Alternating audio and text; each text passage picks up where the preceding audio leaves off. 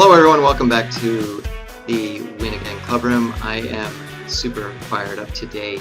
I've got George Jones in the house, and George, really an incredible guy, an incredible story. I'm going to tell you a little bit about it. First, before I bring him in, I do want to maybe give you a couple of statistics that really speak highly about, what his whole point about the importance of having a dad in the household. So, just a couple quick numbers for you. The poverty rate for homes without a father's figure, a male spouse, the poverty rate is 48%. But with a sort of married couple, just 10%. People that come from fatherless homes are almost 300% more likely to carry guns and deal drugs. That much, 300%. Girls in fatherless homes are 100% more likely to suffer from obesity. Teen girls are also 4 times more likely to become pregnant in fatherless homes. So the stats are really incredible. Children in fatherless homes are twice as likely to commit suicide, which is really tragic. The 85% of the youth right now in prison grew up in a fatherless home. And one of the most important myths that we all need to fix is that there seems to be this perception out there that Black families, and this is something that happens more in the Black community, and it's not. In fact, Black dads are more engaged with their kids' lives than dads in any other race in the U.S. But still, it's something that's really important to talk about. So I'm super excited to have George in here. Before I bring him in, just a couple quick words about him, and I am going to take a look at a couple notes because there's a lot of stuff here. George's father died before he was born. He has 3 siblings. But as he was growing up, a lot of times he had no utilities. In fact, it was so bad for a while that they would run an extension cord to the neighbor's house to get electricity. At 11 years old, he moved to the projects at Willow Homes, and he said, believe it or not, he said that's when things got bad. And to all of us, I think he already had a lot of bad. Unfortunately, he was beaten very badly by his uncle. But in middle school, he met another kid, a white kid. His name was Nathan Broom, and his dad, his name was Monty, paid for the football fees for Nathan's team, which allowed George to be able to play. And Monty ended up becoming a father figure. And interestingly, and George will tell you more about this, that was really the first white adult that he got to know after all those years. And in fact, I'm going to quote something he said. He said, "Without a father, I was lost, drifting around aimlessly, getting into trouble. As soon as I had a real male role model in my life, someone who cared about me and invested in me, my life turned around." So I'm going to bring in George to talk about a lot more. And I'm really excited to have him here. There's so much to say. So George, I just invited you in. Why don't you click on that button and come on in? Nice. Here you are. How you doing, buddy? I am fabulous. How are you? I am doing outstanding. Oh, wow. I'm happy to be here. Wait a minute. Outstanding, greater, or worse than fabulous? Or the same? Yeah, I guess. Yeah, probably. Cool.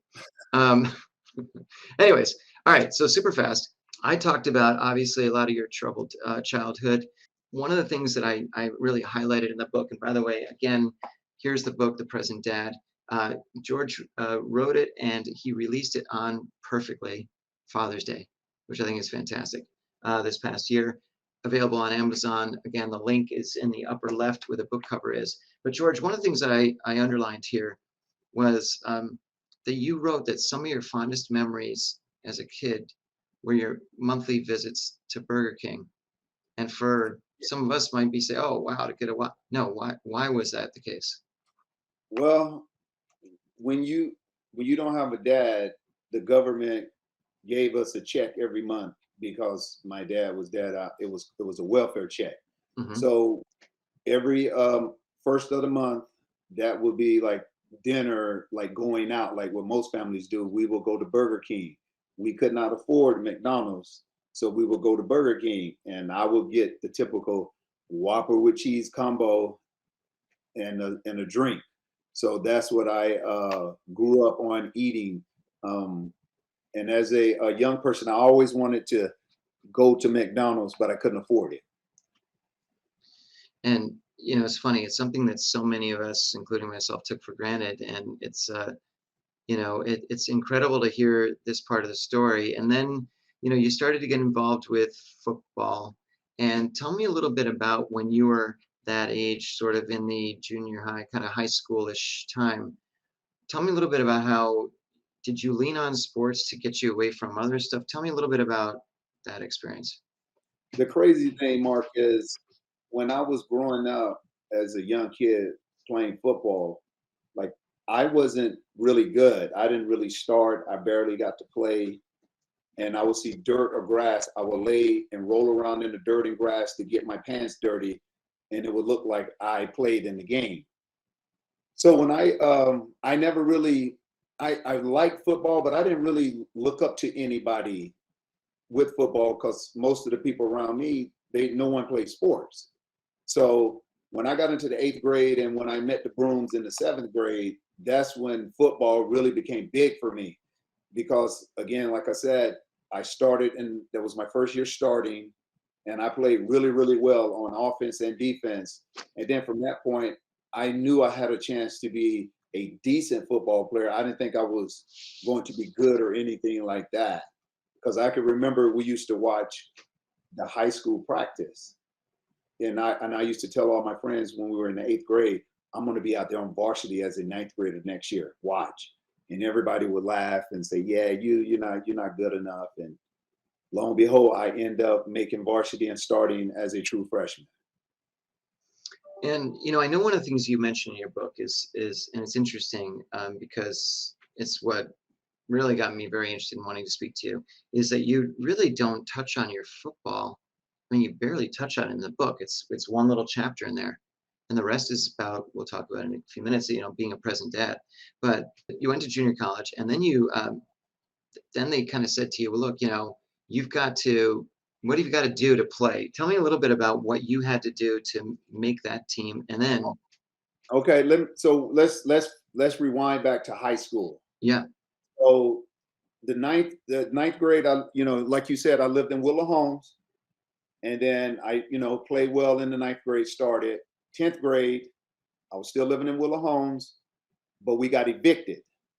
We got evicted from the apartment somehow. My mom didn't pay the rent Mhm. for several months, so we got evicted. I went up there and asked the rent people, why are we being kicked out? And they told me that your mother hasn't paid the rent. So I was very, very angry at that time. And so the rest of my family, my mom and my 3 other siblings, moved across town to go live with my grandmother, who had a house full of people living there. So I said I didn't want to go there. So I ended up staying in a crack house for most of that 10th grade year. And then, I kept getting mad because my stuff was getting stolen, the little stuff that I had. So I had a little job at a restaurant where I was a dishwasher. So then I bounced around my last 2 years of high school and slept on friends' floors. And people probably wondering, why didn't you go to Monty? Why didn't you tell Mhm. Jack? Right. I did not do that because they had did so much for me up to that point. And I was like, if I go and I just keep telling them all my problems, they're gonna be like, this kid is, I mean, he's asking for everything. So Monty and Jackie just found out about this like a year ago. They never knew that I was like Wow. homeless the last 2 years of high school because I kept that a secret. Wow. So I was really good in high school, and then I had no offers because my grades plummeted. So this guy, one of the players on our team named James Pugh, his dad had some connection to Bakersfield College.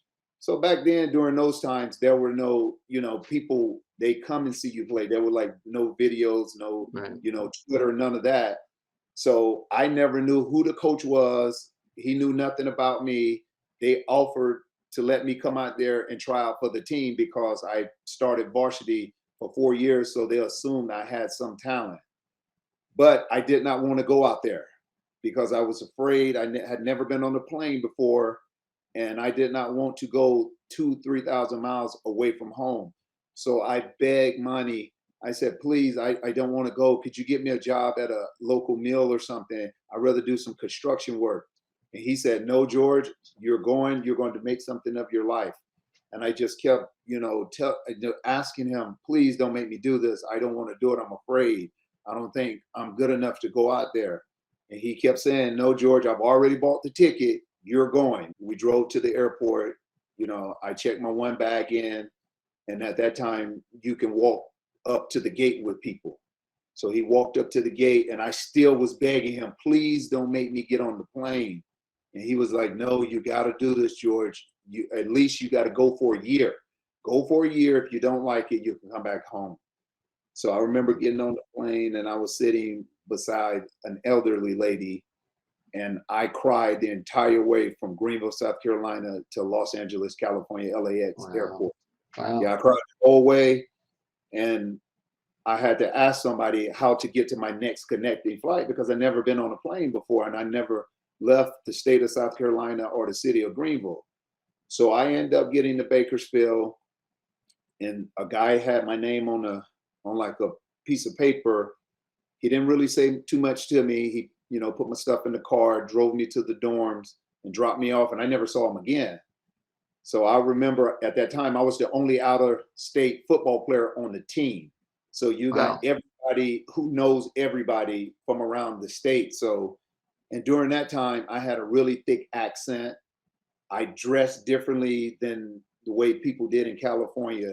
So my first 2 or 3 weeks, it was miserable. I mean, I cried pretty much every day because there were no cell phones, no emails, none of that. So me and Monty, Monty wrote me a letter every week for an entire year, and I wrote him back. Wow. That's how we corresponded. Back then it would take a letter from Bakersfield to Greenville, South Carolina. It'd take a week to get there.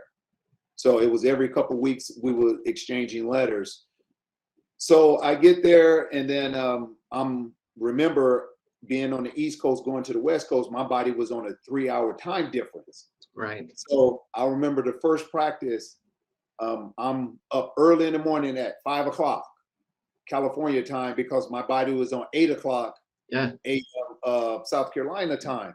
I was just up in the lobby waiting for everybody so we can go to practice. And I was saying to myself, I was like, George, this is it. You got one chance. You have to make it here. If you don't make it, everybody is going to be like, I told you so. Mm-hmm. Because where I grew up at, people used to tell me all the time I was not going to be any good. I was not a good football player. My coach in high school, my senior year, he moved me to fullback, and that it crushed me. It crushed me, like all my confidence about myself as a football player.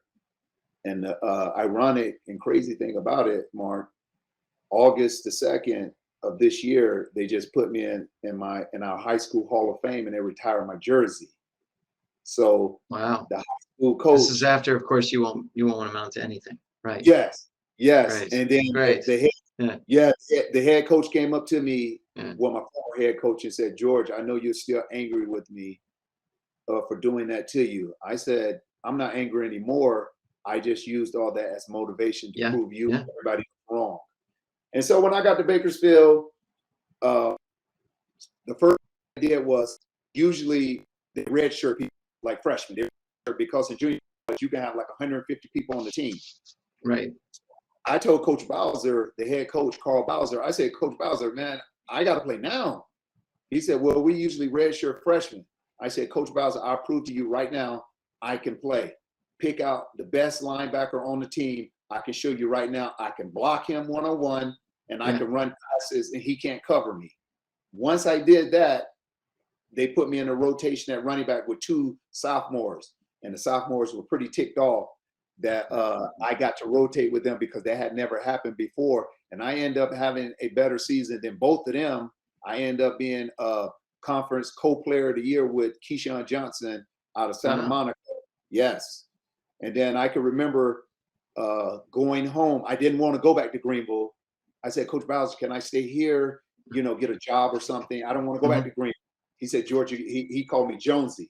He said, Jonesy, you got to go back home.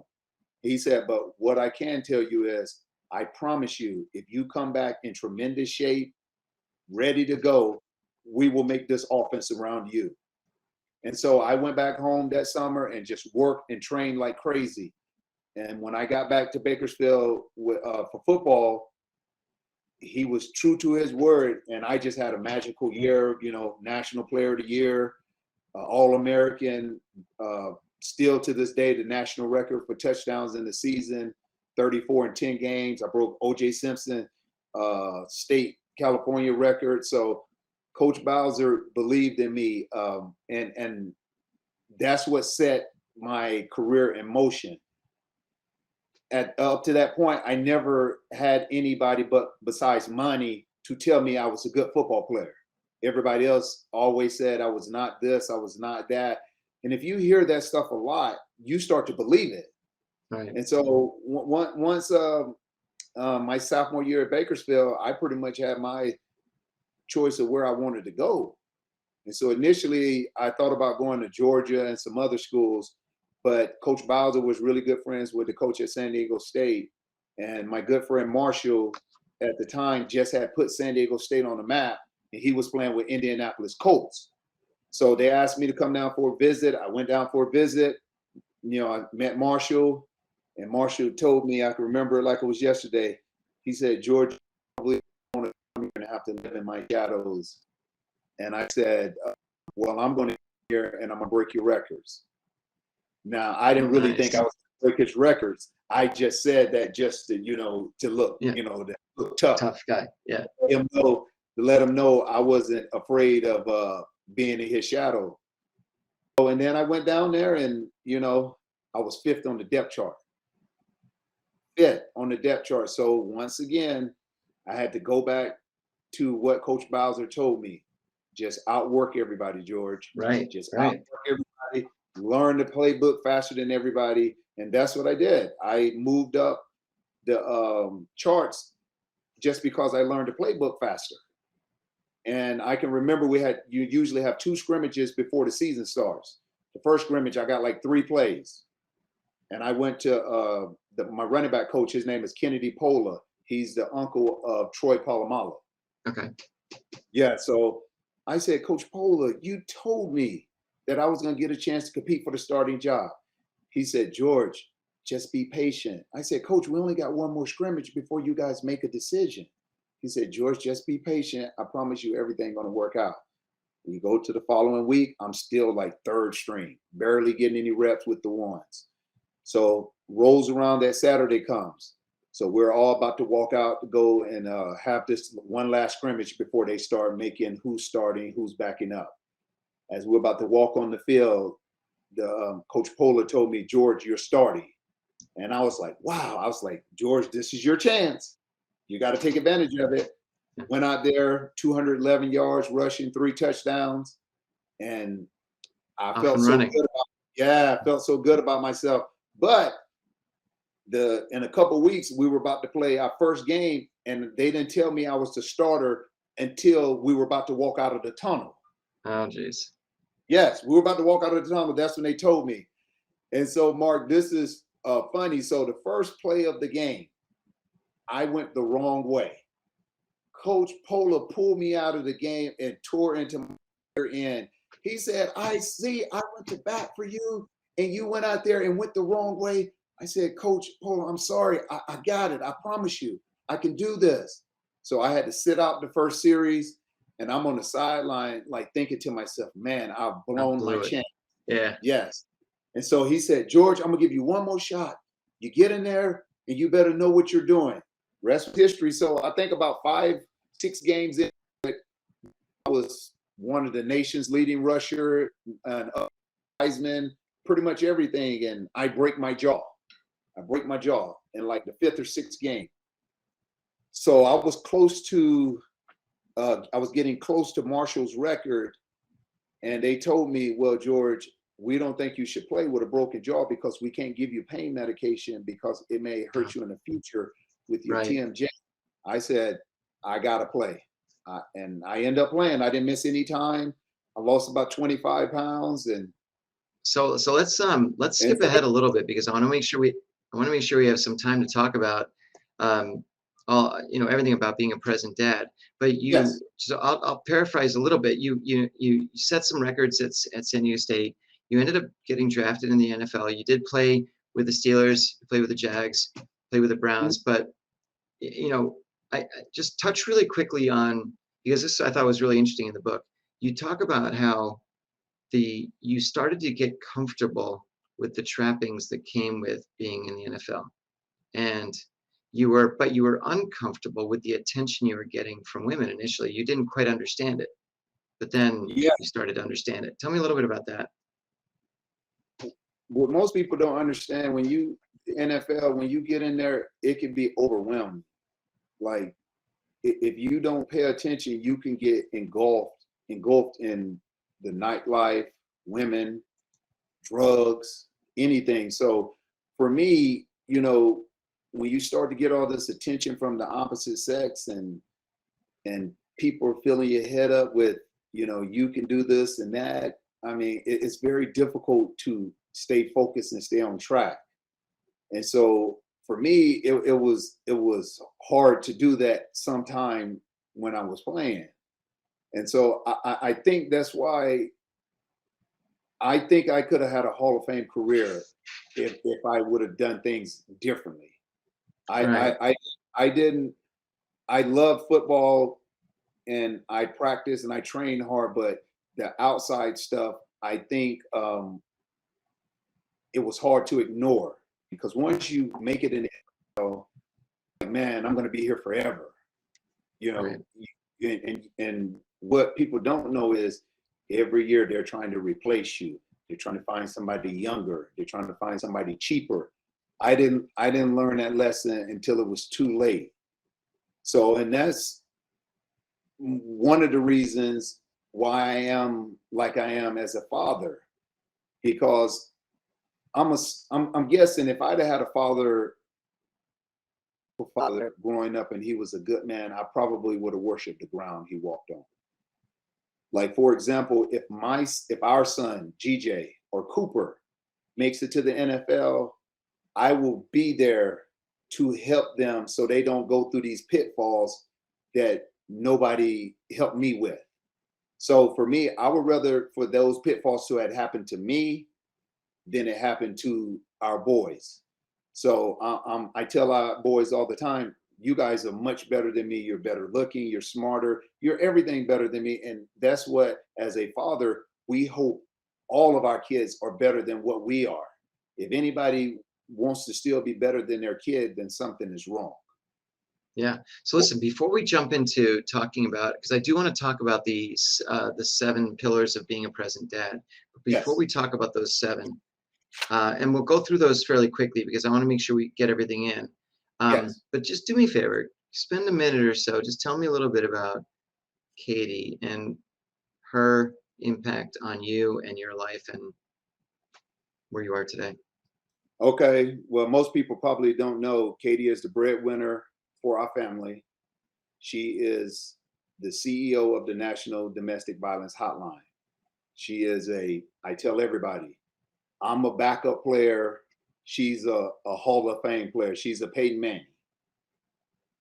When I first met Katie, I met Katie on February the 17th, 1996. I had no idea this would be the love of my life, the mother of my kids, the person I would end up marrying. February the 18th, 1996, I took her out on a date to see City Hall with Al Pacino.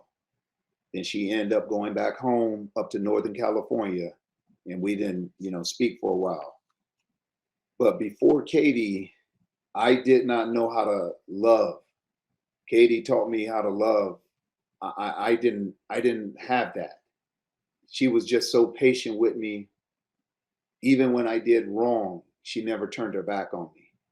When all her friends told her to get rid of me and dump me because I was not doing right by her. Because without Katie, I don't know what my life will be. And being able to be a stay-at-home father and be a present dad, it's all because of Katie. Because my wife, Katie, she's allowing me to be able to live out this dream right here. Because I tell a lot of people, Mark, I love the NFL a lot. I mean, I love it, but I play ball hoping to make enough money so one day I can be a stay-at-home father. That's what I really used the NFL for. I didn't, dream of being a Hall of Fame player or going to any Hall of Fames like I've done. But what I'm trying to do now, God, that is Right. my goal. That's Right. the task that I'm trying to do every day. So, but Katie is, my confidant, my best friend. She is the smartest person that I know, and I mean, I'm lucky to have her. I'm the lucky one out of the relationship, not her. I am that she allows me to be her husband. That's amazing. That's great. And it's an important framework to have because it really, as you said, really set the stage for you to be able to not only become a present dad, but also to be able to write this book, to be able to dedicate your mission to making sure that others really understand what you're trying to do with being a present dad. So let's talk about that for a minute. As you write about and you talk about, there's 7 important pillars to being a present dad. First one you talk about is being participative. I mean, being there, not just when I say be there, you're participating on what your son or daughter is doing, not on your cell phone, not doing emails or anything like that. You're giving your son or daughter your undivided attention. You're kind of like disconnecting with the world. If you Okay. can, you're having that time with them because you don't want to be out there doing something and your son or daughter like, mom, dad, all you're doing is on your cell phone doing this and that. And I think you got to Yeah, give them all the undivided attention during that time. that's perfect. And we've all seen parents like that. And I'll be honest, I've been to some sporting events where I've probably looked at my phone here and there. So it's really important to, I mean, look, one thing that you mentioned in the book, and it's so true. And I remember it when I was a kid playing, and I remember seeing my kids playing, the amount, the power that just one glance from your child to the stands, looking up at somebody, looking up at the parent, and just making that connection. It's like my heart stops. It's like, oh my God, he just looked at me while he he swung at the first pitch, he missed, looked up at me, and I gave him a thumbs up, and he nodded his head. Right? Yeah. That's incredible. It was unfortunate to read, George, that you didn't have that in No. your Fam- career, and certainly not in preschool and high school and all that sort of thing.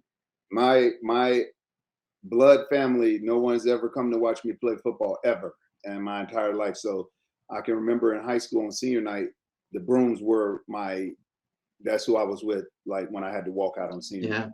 Yeah, yeah. Number 2, intentional. I like this one. Go ahead. Yeah, invest time. Every second, every minute, every hour counts because what we got going against us is time. So you got to invest, you got to put all your time into your kids when you can. I'm not saying that you need to quit your job and, quit hobbies and hanging out, but you got to be there and be intentional when you're going to be there with your kids. That's great, and it's so true. Number 3 is agile. Tell me a little bit about agile. Well, celebrate failures and teach the kids how to be resilient. In this day and age, everybody gets a trophy, this and that. We got to let the kids fail so they can learn how to be better, successful people. Well, it's interesting. One quote that I took out of that section was you wrote, "Being agile as a parent means adapting your own communication style to their natural instincts." Right? Tell Yes, me a little bit about that. my oldest son, GJ, I have to come at him differently than my youngest son, Cooper, because I have to choose my words wisely when I talk to GJ.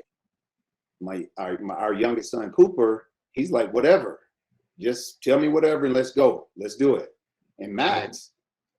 Max just want his space, and then he will come to you when he's ready. That's it. That's really interesting. Okay, perfect. Thank you. Number 4, authentic. What do you mean by that? I mean, the word itself is not hard. Lead by example. If Mm, you're going to talk it, you got to walk it. And kids know these days if you're authentic or not. Because if you're telling a kid to do something and you're not doing that, why would they listen to you? If you're going to, you got to be authentic to your kids. If you're going to preach it and you're going to talk it, you also have to walk it. Look, and you know this, kids notice everything, they see everything, they hear everything. They may not let you know that they've heard something or seen something, but they do. They absorb everything. Number 5 is inspiring. Tell me about that. Character building. Character building. You want to, like, for me, I don't want anybody else to be my kid's role model. I want to be my kid's role model. Right. That's why I strive every day to try to inspire them to do the best I can as their father, and to help them build good habits, respectable habits toward everybody, not just at home with us, but outside of the home. Perfect. Number 6 is active. Now, this is the one that most people probably don't do, because most people are caught up with jobs and events that they do and things like that, and they forget about their own health. They don't exercise, they don't eat properly. So I think you need to, you need to respect the body, which means exercise whenever you can. It doesn't mean you have to go into a gym. You can go do some yoga at home. You can walk around the neighborhood, ride a bike, do something to move, to keep yourself in some form of shape, and to make sure you try to eat properly. Because my goal for me is to try to live long enough to see my grandkids and be able to be and interact with them and not have a problem moving around. Well, that's the interesting thing, is that sometimes people think, well, you're being, you're active and you're trying to get in good shape for yourself. No, you're doing it for the rest of your family too. You Yes. don't want them to be taking care of you and wheeling you around and whatever it is at a young age, right? No. That's not good for them. It's not good for No. you, Yeah. obviously, but yeah. All right, Yes. 7, and this is good. And I actually did a little video about this because I really liked what I saw here. 7 is steadfast. Tell me about steadfast. Steadfast. All young people, they want it now. Delayed gratification. Or we're going to work and form a work ethic to get to where we're going. Are we willing to do that? Because everybody want it right now. They don't want to work for it. They don't want to put in a work ethic. They don't want to do all the necessary things to get where they're trying to go. So I think delayed gratification is good for a lot of kids, because once they learn and get a great work ethic about sports or whatever they're doing, that's going to carry them in life. Yeah. When you're getting stuff so quickly at a young age, you don't have no work ethic and you don't appreciate things as much as when you had to earn it. Big time. In one of the comments I see here, Bernard says, the only difference between someone successful and someone unsuccessful is that the successful person gets up and tries again, right? Yes. And you mention it in your book where you talk about how, so many, basically CEOs even, they fall on their face all the time. It's happened so many times in history. One example you gave, I loved, where you said, you mentioned that Walt Disney was fired by his newspaper editor because Walt Disney lacked imagination and good ideas. Are you kidding me? So I'm pretty confident that that newspaper is not around anymore. They blew that one. But now these are all 7 pillars to be a present dad, and they're fantastic. One of the things that I want to mention that I thought was really, you gave me some great advice, and I wish I had it, I don't know, 20 years ago, because my kids are older now. But even something about studying and helping kids study. You have three pieces of advice that I thought were great. Number 1, you said, make sure you make a space for them to study, whether it's make sure they have a desk in there. And Mm-hmm. then number 2, you said, make a time for them to study. Like every day they study between X and Y, that sort of Yeah. thing. And then I thought this was great when you said, make sure you're present if they need help, even if you Yes. have to go off and Google something. And Yes. I'm telling you right now, like these days when my son will ask me, oh, well, I'm like, yeah, let me Yes. Like, oh, tell me a little bit about your experience now, and what compelled you to write this book? Like, why did you feel that there was such an important reason to? I mean, because look, I'm sure there's other parenting books out there. There's other. What made you say, I got to put this out? Okay, so I'm gonna be full transparent. The real reason I wanted to share my knowledge is because the first time I looked at the Book of Manny, and if anybody don't know, that's about the Archie Manning, Olivia Manning, Cooper Manning, Peyton Manning, and Eli Manning. They Mhm. did a documentary about 5, 6, 7 years ago about their life and Archie and his family and the boys growing up and how they raised them and how he was a father to them. So I'm looking at the episode, I'm looking at it, I'm literally crying. And I'm like, what is going on with me? So I said, okay, I recorded it. I said, I'm gonna wait when the kids are not at home and I'm gonna look at it again. Yeah. I did it again and I started crying. I said, I'm not doing a good job as a father, because when I heard how Peyton and Cooper and everybody was saying, my dad was doing this, my dad was this, like, and I was like, man, I'm doing the opposite of that. And I'm like, and at that time, Mark, my relationship with my oldest son was not good, because I was one of those dads that was, again, I didn't have a playbook. And how I thought sports was that you were very demanding on somebody and you pushed Yeah. them really hard and you yell and you scream. And so me and my son's relationship was not at a good point during that time. So I reached out to Archie and I asked him, can I talk to him about fatherhood? Could he help me? And I was fully transparent. We talked on the phone for about 3 hours. I was fully transparent. I told him everything that I do, all, the yelling, pretty much everything. And, he gave me some tips on what he did for Cooper and Peyton and Eli. He said, try this out and then tell me and let me know how it goes. My relationship with my son, GJ, is like 1,000 when I started implementing the advice he gave me, because I was one of those dads that the first thing we got into the car after a game, I went straight to the negative. Why did you not do this? Why did you not make that tackle? Why didn't you see this? Why didn't you see that? Right. And and I'm looking through the lens of a former professional athlete instead of a 5 or 6 year old. And so I was putting so much expectation and pressure on him. I forgot I'm not his coach. I'm his coach in theory, but I'm his dad. My job is to be his dad. And that is what I lost sight of. And Archie leveled that out for me really quickly.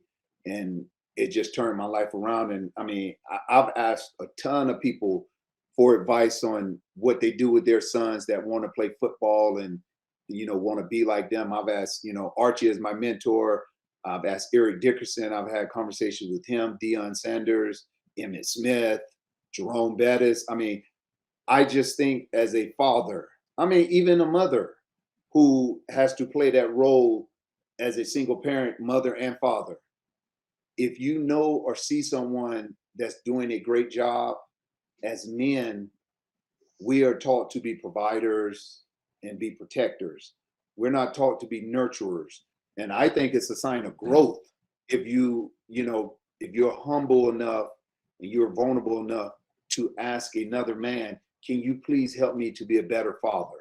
So all those advice and things that I took from all those guys who I think are great fathers and great role models to their kids, I put them all in that book, and I wanted to share with people who are probably feeling like I was feeling, but don't have anywhere to go to try to be a better father.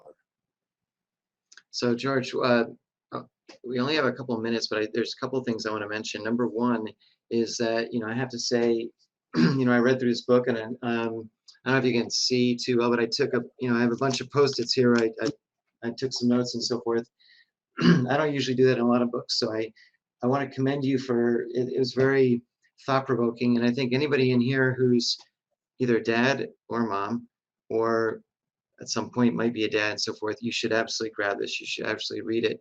But also, I know that you're going to be launching in the next couple weeks a coaching practice, and where you're going to be actually coaching dads to be better dads. And I can safely say that, even just an hour or two or three with you, it can be life changing. The lessons we can learn from you, from what you've gone through, because you've lived it, you've seen it, Yes. and now being such a fantastic dad who's so supportive, and as you say, so intentional, and you participate. It's interesting that, I mean, you are involved in everything that they do, and I think that's fantastic. So I do encourage anybody who's here, to, number one, reach out to George if you have an interest in doing this. We're going to be um, launching some info about this over the next week or two. But secondly, if you know anybody else in your network that you say, you know what, I bet this gentleman could use some help on the dad side of things, please reach out to George and connect. So George, what are some of the best ways for people to reach you? At I don't social media on Facebook. Okay. People reach out to me. It'll be a picture of my three young kids, and in the about section, it'll say that I played for Pittsburgh, Jacksonville, and Cleveland. Um, I mean, I don't And give also, out. you're also on LinkedIn too, I know, right? On So LinkedIn. yeah, Yeah, that's a good spot too.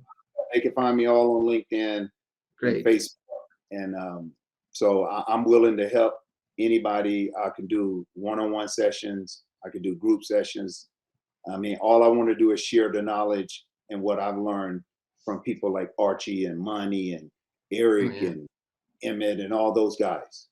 Oh, And that's it could be mothers too who are doing the job of being a single parent. It has to be a mother and father. I mean, they're more than welcome. I can teach them some things as well. Oh, that's fantastic. We do have a quick question in there. Someone was asking, tell us a little bit about your personal story of what was the process of writing the book, from the business side and the emotional side. Well, the business side, I didn't really care about. Didn't really care about it, but the emotional side, it brought up a lot of things that I had suppressed for like 40 years. So, Yeah. during the process of writing this book, some times where uh, I wasn't feeling well because of bringing out all the negative stuff that happened to me, the bad stuff that happened to me Yeah.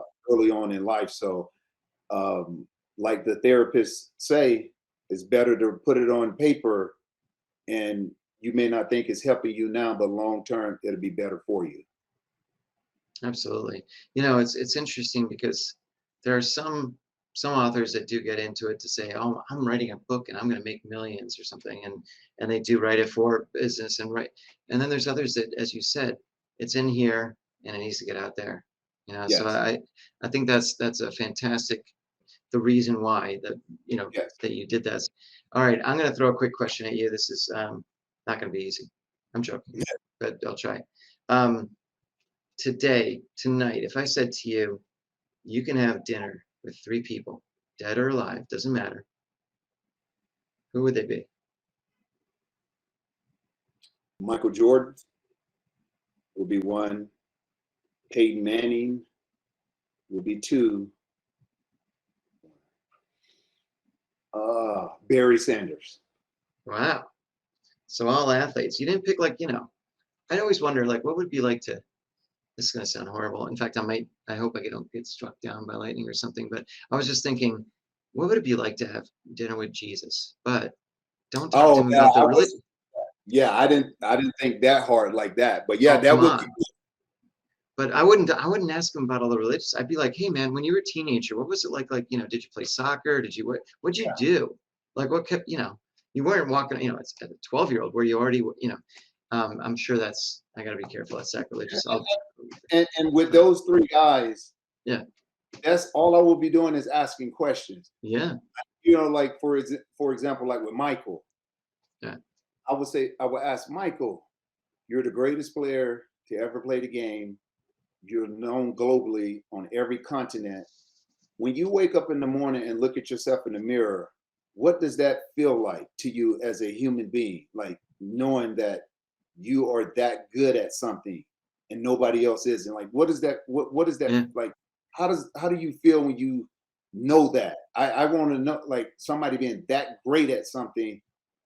I mean, are you like cocky about it? Are you, thanking the good Lord? Like, I would like to know his honest answer about that. Like when he wake up every morning when he was in his prime and Oh he yeah. couldn't walk the streets of the United States or go to any country without being mobbed. So I would like to that's why I chose those three guys. Well, George, let me.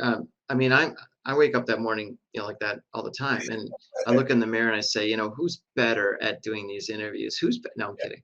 Anyways, well, listen, I truly appreciate you being here. I mean, this has been fantastic. I mean, your story is so compelling, and the advice you give, I can tell everybody right now.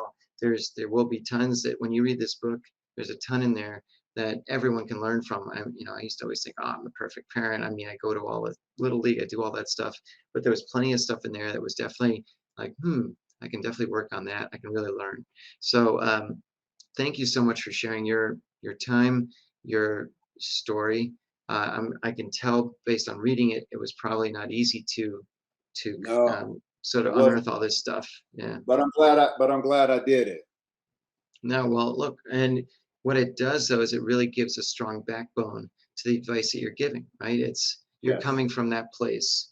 And anyway, so I truly appreciate that. Thank you so much for being here, George. I'm honored that you had me on for a guest. I hope everybody enjoyed, the club room today, and I will always come back whenever you need me to come back. I appreciate that. Thanks so much.